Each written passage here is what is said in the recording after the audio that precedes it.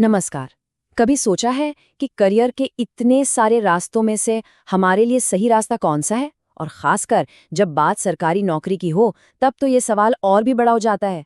आज हम वैदिक ज्योतिष की दुनिया में झांकने वाले हैं और ये जानने की कोशिश करेंगे कि क्या हमारे सितारे वाकई में सरकारी नौकरी की तरफ कोई इशारा करते हैं। तो चलिए शुरू करते हैं ये दिलचस्प सफर।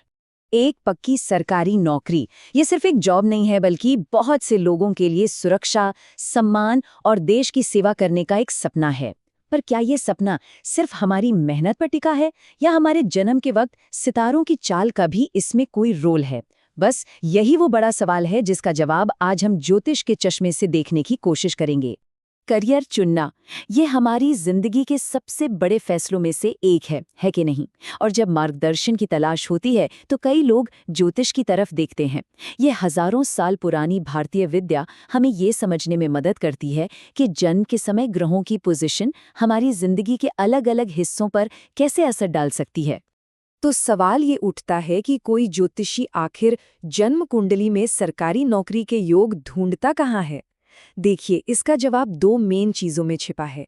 कुछ खास ग्रह जो एनर्जी के सोर्स हैं, और कुंडली के खास भाव या घर जो हमारी जिंदगी के अलग अलग एरिया को दिखाते हैं। चलिए सबसे पहले इन्हीं खास इंडिकेटर्स को समझते हैं।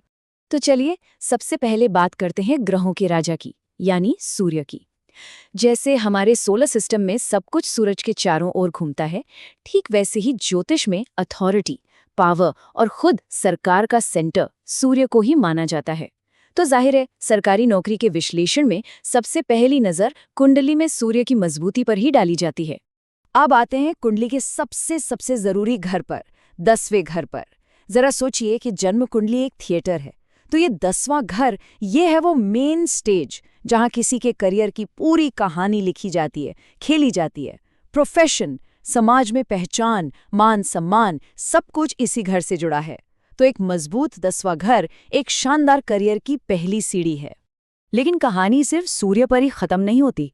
अरे एक टीम में और भी बड़े खिलाड़ी हैं, जैसे कि मंगल, जो पुलिस या सेना में जाने के लिए चाहिए ना, वो हिम्मत और एनर्जी देता है। फिर आते हैं देवगुरु बृहस्पति, जो एक जज या बड़े अफसर बनने के लिए जरूरी ज्ञान और समझ देते हैं। और हाँ, शनिदेव, जो हमें अनुशासन और जनता की सेवा करना सिखाते हैं।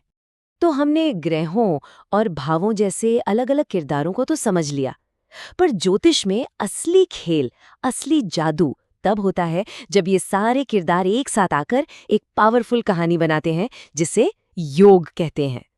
आइए अब जरा सफलता के इन्हीं योगों पर एक नजर डालते हैं। अब ये टेबल देखिए पूरी कहानी को कितने अच्छे से समझा रही है। जब ग्रहों का राजा सूर्य करियर के घर यानी 10वें भाव में मजबूती से बैठता है, तो ये एक शाही इशारा है। ठीक वैसे ही अगर मंगल का 10वें भाव से कनेक्शन बन जाए, तो मतलब साफ है कि वर्दी वाली नौकरी की संभावना है। बृहस्पति ऊंचा पद दिलाता है और शनि हमें जनता का सेवक बनाता है। तो लब्बो-लुबाब ये है कि इन ग्रहों का करियर के घर से एक मजबूत कनेक्शन होना बहुत जरूरी है। और यही है इस पूरी बातचीत का सबसे बड़ा पॉइंट। अगर ज्योतिष में सरकारी नौकरी का कोई सबसे पक्का, सबसे क्लासिक इशारा है, तो वो यही है, एक ताकतवर सूर्य का करियर के घर यानी 10वें भाव से जुड़ना। इसे एक तरह का रॉयल कॉम्बिनेशन भी कह सकते हैं, जो एक हाई लेवल सरकारी पद की तरफ एक बहुत मजबूत इशारा है। तो क्या कुंडली में एक अच्छा योग होना ही सफलता की गारंटी है? ज्योतिष कहता है नहीं, एक और चीज है जो शायद सबसे ज्यादा मायने रखती है, और वो है सही वक्त। आइए अब किस्मत के इस सही समय के राज को समझते हैं। चलिए इसको ऐसे समझते हैं, मान लीजिए कुंडली एक बीज है, एक ऐसा बीज जिसमें एक बड़ा पेड़ बनने की पूरी ताकत है। लेकिन बीज को उगने के लिए क्या चाहिए? सही मौसम, है ना? सही समय।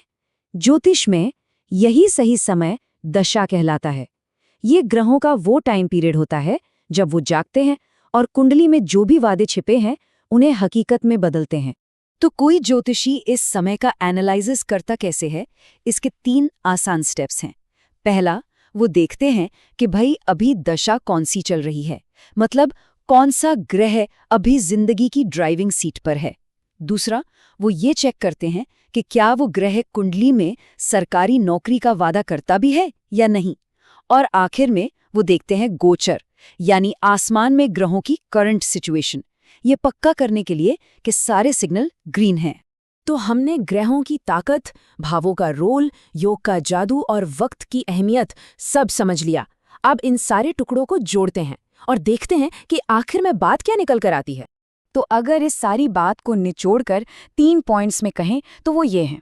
सरकारी नौकरी के लिए एक मजबूत सूरज चाहिए, एक दमदार 10वां घर यानी करियर का घर चाहिए, और सबसे ज़रूरी, उस ग्रह की सही दशा आनी चाहिए जो इस संभावना के दरवाजे पर लगे ताले को खोल सके। और ये पूरी बातचीत हमें एक बहुत बड़े सवाल पर लाके खड़ा कर देती है। क्या ज्योतिष हमारे मुकद्दर का एक पक्का नक्शा है, या फिर जिंदगी के इस ऊबड़-खाबड़ सफर में रास्ता दिखाने वाला एक गाइड? इसका जवाब शायद हर किसी के लिए अलग है। इस सवाल पर सोचिएगा ज़रूर।